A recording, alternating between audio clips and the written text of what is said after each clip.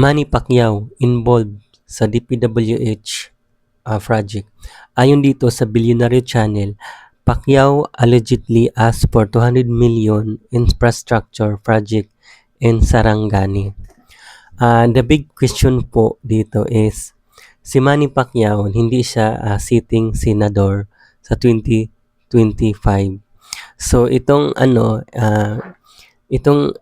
involved na to, yung nagli-leak siya dito sa DPWH 2025 ato. So hindi siya sitting senador noong 2025. Bakit naglagay siya diyan ng project sa Sarangani na worth 200 million, 'di ba? O kailangan din malaman ng taong bayan anong ginagawa niya sa 200 million at kailangan din imbestigahan sa DPWH bakit siya naglagay diyan para malaman kung anong ginagamitan ng pera, kasi pera ng taong bayan.